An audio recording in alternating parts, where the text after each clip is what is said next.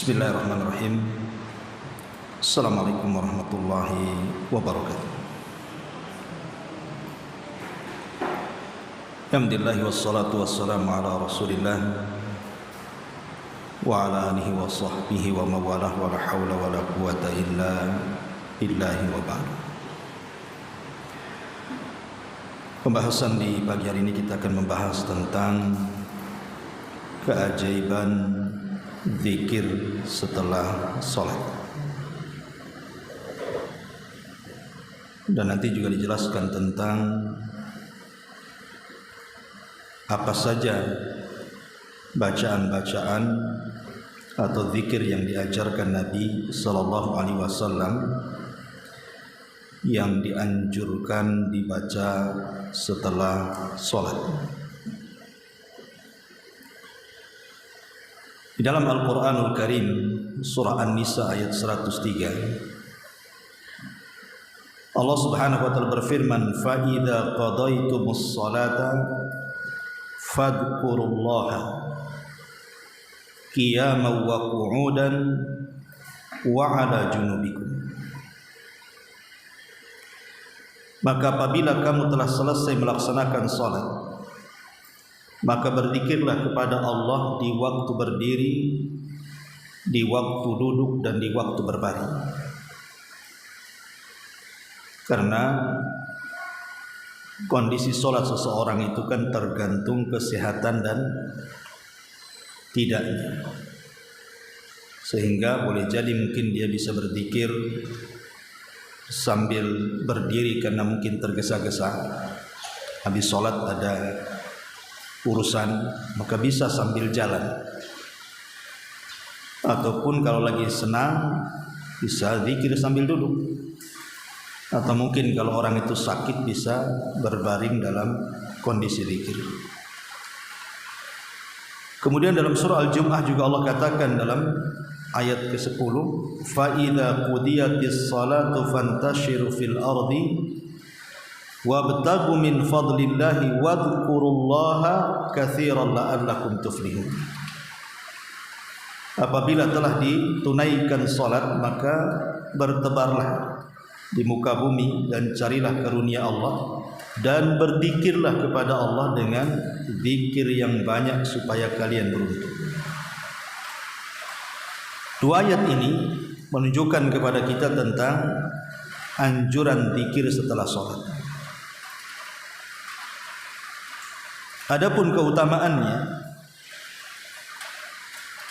zikir setelah salat itu la yakhibu qailuhun aw fa'iluhun, tidak akan disentuh dengan kerugian bagi yang membacanya atau bagi yang melakukannya. Nabi sallallahu alaihi wasallam bersabda dalam hadis Ka'b bin Ujrah radhiyallahu anhu, mu'aqqibatu la yakhibu qailuhun aw fa'iluhun dubura kulli salatin maktubatin 33 tasbihatan wa 33 tahmidatan wa 34 takbiratan. Kata Nabi sallallahu alaihi wasallam, perkara yang tidak akan mengalami kerugian bagi yang mengucapkan atau yang melakukannya setiap selesai solat 5 waktu, maka bacalah 33 tasbih, 33 tahmid, dan 34 takbir. Jadi orang yang membaca zikir setelah solat itu dipastikan hidupnya tidak akan mengalami kerugian. Kemudian yang kedua,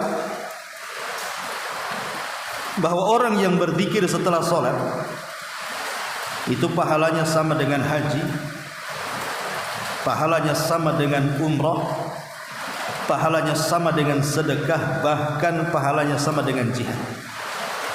Jadi rugi kalau sampai orang meninggalkan zikir setelah sholat. Lihat pahalanya. Dan itu disyaratkan dalam hadis Bukhari Muslim dari hadis Abi Hurairah radhiyallahu anhu, anna fuqara al-muhajirin atau Rasulullah sallallahu alaihi wasallam Jadi orang-orang miskin dari kalangan muhajirin itu, mereka datang kepada Nabi SAW, kemudian mereka berkata, "Ya Rasulullah, dhahaba ahlud duthur bid darajatil ula wa na'imal mukim." Rasul, orang-orang kaya itu, mereka mendahului kami dengan derajat-derajat tinggi dan nikmat yang sangat besar. Yusalluna kama nusalli wa yasumuna kama nasum wa lahum fadlun min amwalin yahujjuna wa ya'tamiruna wa yujahiduna wa yatasaddaquna. Mereka salat sama dengan kami, mereka puasa sama dengan kami, tapi mereka punya harta yang kami tidak punya. Mereka bisa haji dengan hartanya, bisa umroh dengan hartanya, bisa jihad dengan hartanya, bisa sedekah dengan hartanya. Maka Nabi SAW mengatakan, "Maukah ku ajarkan kepada kalian yang kalian akan dapat seperti yang mereka dapat?" Kata Nabi SAW, "Tusabbihuna wa tahmaduna wa tukabbiruna khalfa kulli salatin thalathan wa salasin." Kalian tinggal bertasbih, bertahmid, bertakbir setiap selesai solat 33, itu sama pahalanya. Lihat bagaimana Nabi SAW menyamakan orang-orang yang zikir setelah solat, pahalanya sama dengan haji, pahalanya sama dengan umroh, pahalanya sama dengan jihad, dan bahkan dengan bersedekah yang banyak. Ini yang kedua. Yang ketiga, zikir setelah solat itu bisa menggugurkan banyak dosa. Bisa menggugurkan banyak dosa. Walaupun dosa kita itu sebanyak buih yang ada di lautan. Dan itu disebutkan dalam beberapa hadis, di antaranya hadis Abu Hurairah radhiyallahu an yang dikeluarkan Imam Muslim. Kata Nabi SAW, "Man sabbahallah fi duburi kulli salatin thalathan wa thalathin wa hamidallah thalathan wa thalathin wa kabbarallaha thalathan wa thalathin fatilka tis'ah wa tis'un wa qala tamamul mi'ah la ilaha illallah wahdahu la syarikalah lahul mulku wa lahul hamdu wa huwa ala kulli syai'in qadir ghufirat khatayahu wa in kanat mithla zabadil bahri." Dari Abu Hurairah radhiyallahu an, Nabi mengatakan, barang siapa yang bertasbih setiap selesai solat 33, mengucapkan alhamdulillah 33, mengucapkan Allahu Akbar 33, sehingga genap menjadi 99, kemudian disempurnakan 100 dengan la ilaha illallah wahdahu la syarikalah lahul mulku wa lahul hamdu wa huwa ala kulli syai'in qadir, akan diampuni kesalahan-kesalahannya walaupun sebanyak buih yang ada di lautan. Ya, luar biasa. Berapa banyak dosa yang kita lakukan, setiap hari kita melakukan dosa.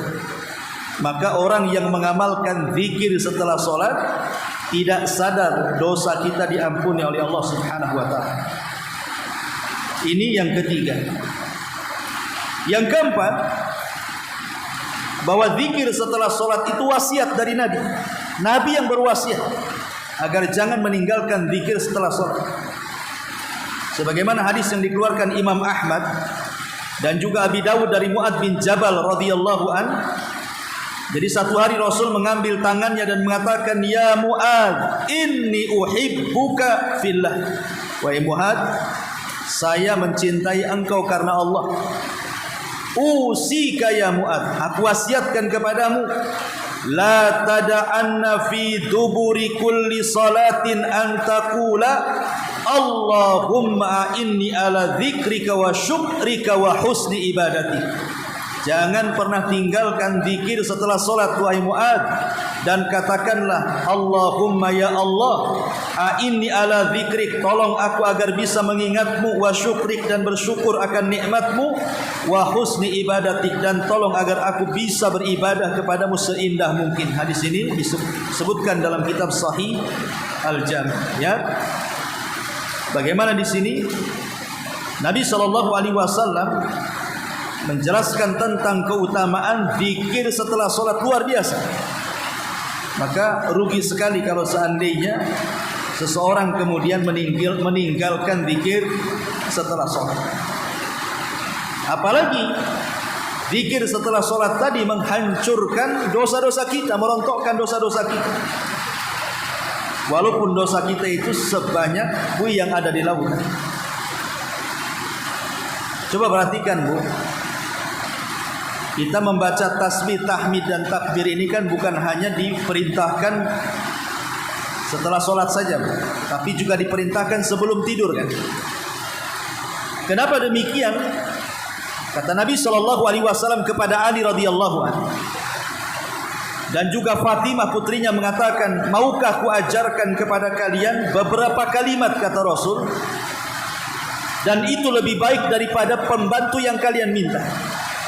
Kemudian Nabi SAW mengatakan, kalau engkau berangkat ke pembaringanmu, maka ucapkan tasbih 33, kemudian tahmid 33, dan takbir 34. Jadi semua 100. Apa faedahnya? Ingat, kalimat tasbih saja, kalimat tasbih itu terkandung tauhid. Karena kita membersihkan semua sifat-sifat dan nama-nama Allah dari hal-hal yang bisa mengurangi. Artinya ketika kita bertasbih itu di dalamnya terkandung tauhid. Jadi kalau ibu membaca tasbih sebelum tidur itu hakikatnya tidur ibu itu di atas tauhid, gitu maksudnya. Sehingga kalau tidur di atas tauhid, kalau Allah takdirkan kita meninggal, berarti meninggal di atas tauhid. Coba, nikmat mana lagi orang meninggal di atas tauhid itu? Apalagi bacaan-bacaan zikir seperti itu, kalau kita kemudian baca sebelum tidur itu juga bisa menolong kita untuk bangun tengah malam, supaya kita ini bisa sholat malam dan mendapatkan kecintaan Allah Subhanahu wa ta'ala. Karena ucapan yang paling dicintai Allah itu kan 4. Ucapan yang paling dicintai Allah itu 4. Pertama subhanallah, kemudian alhamdulillah, kemudian la ilaha illallah, kemudian Allahu akbar. Inilah 4 kalimat yang paling dicintai Allah. Subhanallah, alhamdulillah, la ilaha illallah, Allahu akbar. Artinya kalau kita baca 4-4-nya, Bu, berarti kita sedang dicintai Allah Subhanahu wa ta'ala. Ini maksudnya keumuman zikir ya, apalagi dibaca selepas sholat. Tapi kalau kita melihat keutamaan zikir secara umum lebih hebat lagi. Kata Nabi SAW dalam hadis Abi Darda radhiyallahu anhu yang dikeluarkan Imam Tirmidzi dan disahihkan oleh Syekh Nasiruddin Al-Albani rahimahullahu taala, Rasul mengatakan, ala adullukum bi khairi min a'malikum. Maukah aku tunjukkan kepada kalian sebaik-baik amal? Bayangkan, zikir itu sebaik-baik amal, kata Nabi. Wa azkaha inda malikikum, lebih membersihkan kalian ketika berhadapan dengan Allah. Wa arfauha fi darajatikum, diangkat derajat kalian di sisi Allah. Wa khairun lakum min infaqiz zahabi wal waraq, wa khairun lakum min antalqau aduwakum fatadribu a'naqahum wa yadribu a'naqakum. Bahkan lebih baik daripada infak emas dan perak, bahkan lebih baik daripada Anda berjihad sehingga Anda dibunuh atau membunuh musuh. Kata sahabat, tentu Rasul, amalan apa itu kok banyak kali keutamaan? Kata Rasulullah, zikrullah, berzikir kepada Allah Azza wa Jalla. 1, kata Rasul, amalan yang paling baik. 2, bisa membersihkan kita di hadapan Allah. 3, bisa mengangkat derajat kita di sisi Allah. 4, lebih baik daripada infak emas dan perak. 5, lebih baik daripada jihad, Anda membunuh atau Anda dibunuh. Bayangkan 5 perkara orang akan mendapatkan bagi yang lisannya tidak pernah kering daripada zikir kepada Allah Subhanahu wa ta'ala. Bahkan Rasul mengatakan dalam Sahih Muslim itu, sabaqal mufarridun. Qalu wa mal mufarriduna ya Rasulullah? Qala adz-dzakiruna Allah katsira wa dzakira. Telah mendahului kita masuk surga orang-orang mufarridun. Jadi kalau ibu jalan berdua dari rumah ke sini, yang satu zikir terus, ibu diam saja, maka samping ibu yang zikir itu duluan masuk surga. Itulah mufaridun namanya. Jadi ditanya, siapa mufaridun itu wahai Rasul? Maka Rasul mengatakan laki-laki ataupun perempuan yang lisannya terus berzikir kepada Allah Subhanahu wa taala. Kemudian juga Rasul mengatakan dalam hadis Bukhari, "Matsalul ladzi yadhkuru rabbah wal ladzi la yadhkuru rabbah mithlul hayy wal mayyit." Permisalan orang yang suka zikir kepada Allah dan orang yang jarang zikir kepada Allah itu sama permisalan orang hidup sama orang mati. Lihat orang mati, tidak bisa apa-apa, tapi orang hidup kemana-mana kan gitu. Itulah perbedaannya orang yang zikir dengan orang yang tidak zikir. Kemudian juga disebutkan dalam hadis riwayat Ibnu Majah, kata Nabi SAW menukilkan firman Allah, artinya hadis ini hadis kursi. Ana ma'abdi, saya bersama hambaku, kata Allah. Idza huwa dzakarani, selama dia mengingatku. Wa taharrakat bi syafatah, dan selama lisannya terus bergerak mengingat aku. Jadi orang yang berzikir itu terus akan disertai Allah dalam kehidupan. Dan tentu kalau Allah menyertai dalam kehidupan kita, semua urusan kelar semuanya. Kemudian juga disebutkan dalam hadis dari Abi Musa al-Ash'ari yang dikeluarkan Bukhari Muslim, ala adulluka ala kanzin min kunuzil jannah. Maukah aku tunjukkan pembendaharaan dari pembendaharaan sorga? Sahabat mengatakan, tentu ya Rasulullah. Maka Rasul mengatakan, perbanyaklah haula wala quwata illa billah. Tidak ada daya dan kekuatan kecuali milik Allah Subhanahu wa taala. Subhanallah, lihat. Ini diantara keistimewaan dan keajaiban zikir kepada Allah. Kalau saya sebutkan banyak sekali. Baik, kita masuk pada zikir solat ini. Seperti apa zikir solat ini? Ma'asyiral muslimat yang dimuliakan Allah Subhanahu wa taala. Bu, yang pertama kali kalau ibu selepas sholat, ucapkan istighfar 3 kali. Astagfirullah, astagfirullah, astagfirullah. Ucapkan istighfar 3 kali. Apa gunanya istighfar? Para ulama mengatakan gunanya istighfar 3 kali selepas sholat itu. Yang namanya kita lagi sholat itu bu, kadang-kadang menghayal, kadang-kadang kurang khusyuk, kadang-kadang bacaannya kurang fasih, kadang-kadang melamun, kadang-kadang kurang tumak ninah. Kita tidak tahu kan, mesti dalam sholat kita itu adalah kekurangan-kekurangan itu. Maka sebagai pelengkap supaya kekurangan-kekurangan itu bisa ditempel, makanya kita disunnahkan untuk baca istighfar 3 kali. Itu minimal, Bu. Ya. Minimal itu baca istighfar. Kalau ibu tergesa-gesa kan itu ya, maka istighfar jangan sampai ditinggal. Umpamanya ibu lagi safar kemana, kemudian sholat di musola, kalau lama-lama zikir ketinggalan, istighfar ini tolong jangan ditinggal. Minimal istighfar aja. Astagfirullah, astagfirullah, astagfirullah. Karena fungsinya istighfar ini tadi, boleh jadi ketika kita sholat ini ada kekurangan, itu maksud. Makanya disuruh istighfar 3 kali.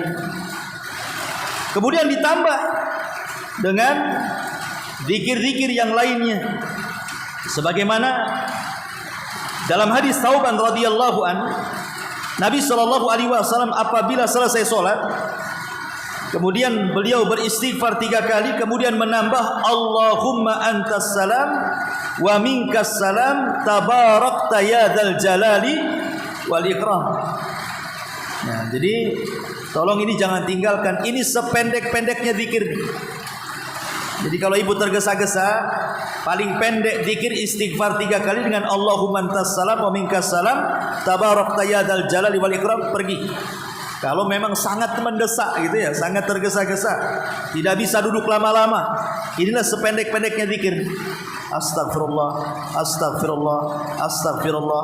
Allahumma antas salam wa minkas salam tabarakta ya dzal jalali wal ikram. Ya Allah, engkaulah yang salam dan keselamatan hanya milik Engkau. Maha suci Engkau wahai Zat yang memiliki semua keagungan dan kemuliaan. Ma'asyiral muslimat yang dimuliakan Allah Azza wa Jalla, baru kemudian kita baca tauhid. Setelah kita membaca astaghfirullah, astaghfirullah, astaghfirullah, Allahumma antas salam wa minkas salam tabarakta ya dzal jalali wal ikram, maka ibu lanjut dengan mentauhidkan Allah. La ilaha illallah wahdahu la syarikalah. Tidak ada sesembahan yang berhak disembah kecuali Allah yang tidak ada sekutu baginya. Kemudian membaca Allahumma la mani'a lima a'taita wa la mu'tiya lima mana'ta wa la yanfa'u dzal jaddi minkal jadd. Allahumma la mani'a lima a'taita. Ya Allah, tidak ada yang mencegah apa yang Kau berikan. Wala mu'tiya lima mana'ta, dan tidak ada yang memberi apa yang Kau cegah. Wala yanfa'u dzal jaddi minkal jadd, dan tidak berguna kekayaan dan kemuliaan bagi pemiliknya kecuali Engkau ya Rabb. Semua kejayaan dan kemuliaan milik. Jadi ini bacaan selanjutnya. La ilaha illallah wahdahu la syarikalah.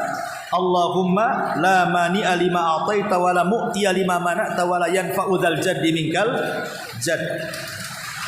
Lalu setelah itu ibu bisa menambah sebagaimana hadis Abdullah bin Zubair itu, la ilaha illallah wahdahu la syarikalah, lahul mulku wa lahul hamdu wa huwa ala kulli syai'in qadir, la haula wa la quwata illa billah, la ilaha illallah wa la na'budu illa iyyah, lahun ni'matu wa lahul fadlu wa lahus tsana'ul hasan, la ilaha illallah mukhlisina lahuddin walau karihal kafirun. Ini juga kalau ibu menghafal baca juga. Baru setelah itu ibu bertasbih, bertahmid, bertakbir, dan ini ada 5 cara.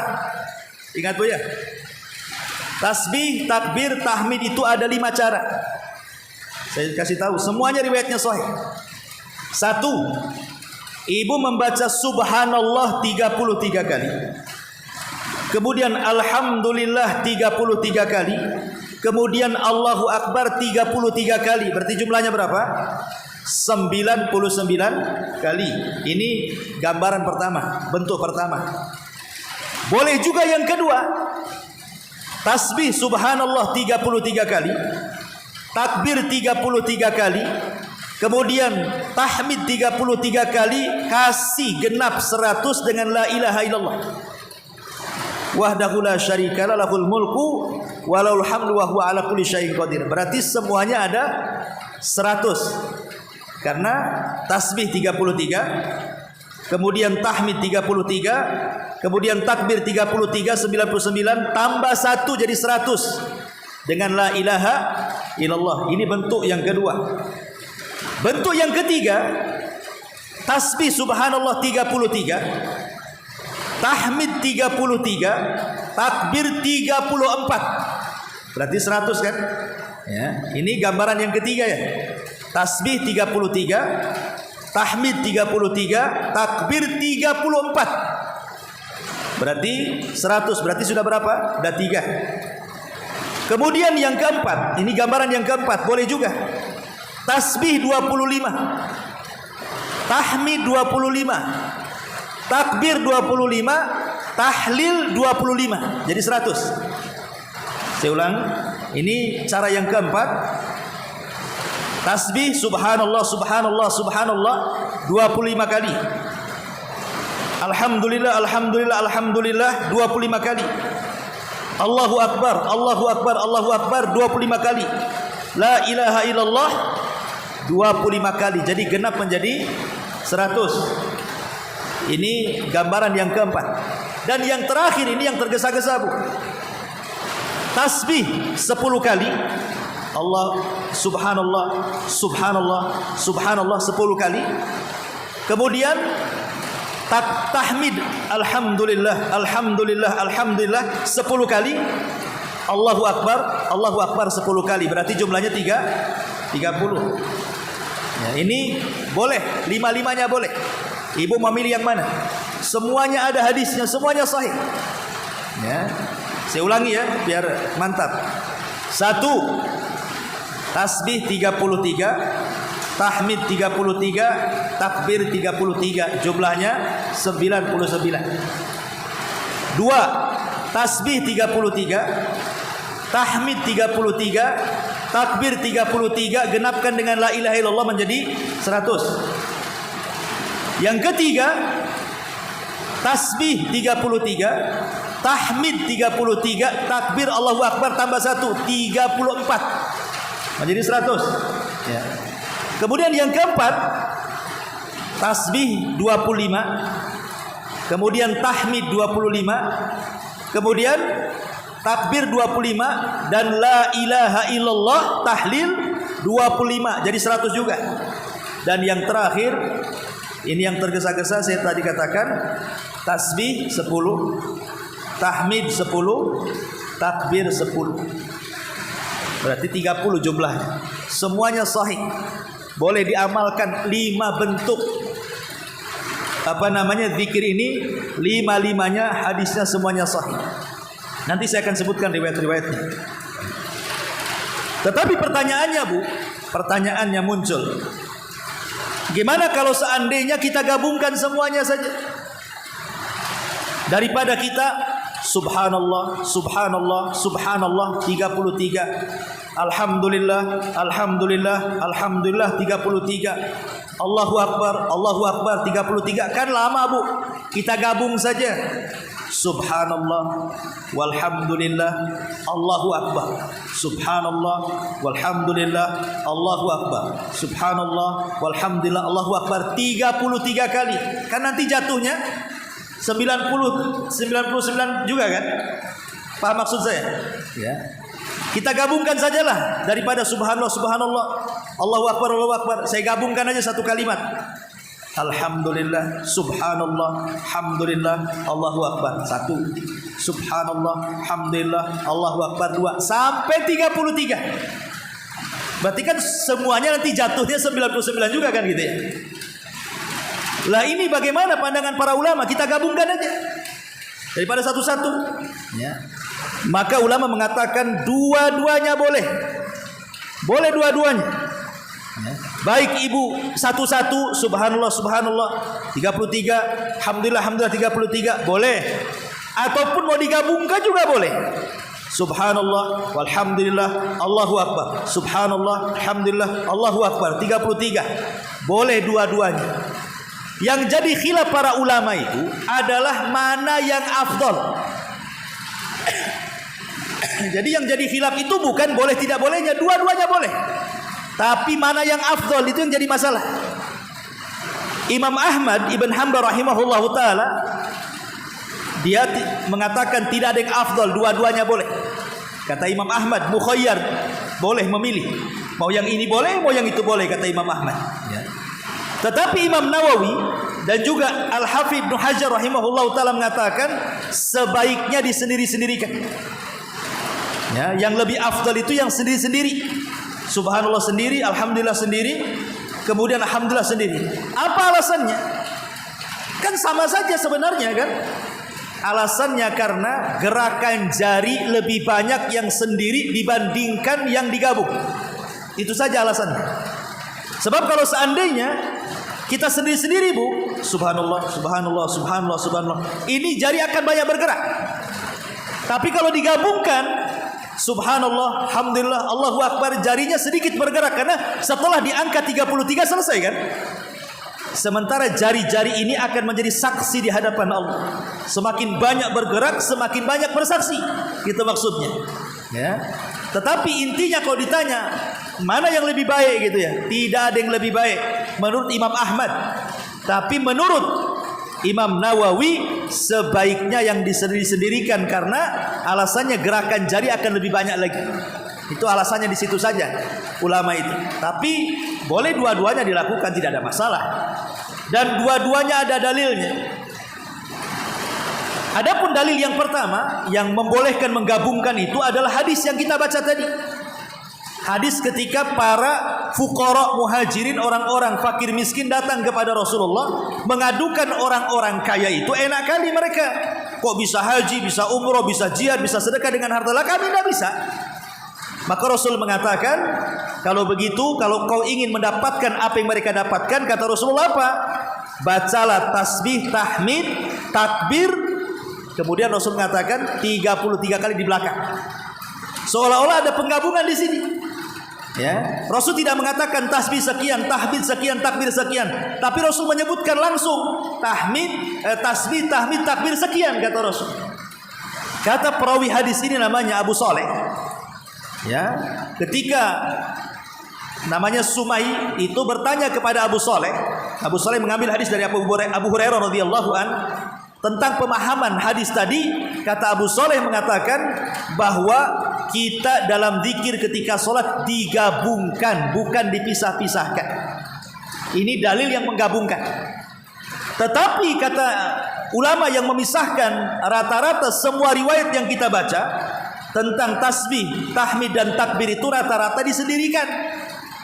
Ya, tetapi karena ada dua riwayat ini, makanya Imam Ahmad mengatakan jangan menyempitkan, dua-duanya boleh, kata Imam Ahmad. Tapi Imam Nawawi, Imam Ibnu Hajar, Al-Qadhi Iyad dan banyak para ulama mengatakan sebaiknya disendiri-sendirikan. Wallahu a'lam. Bisa dipahami, Bu? Takutnya nggak dengar masalah ini, suaranya krek-krek di atas dia. Nah, itulah gambaran seseorang membaca tasbih, takbir, kemudian tahmid dan tahlil.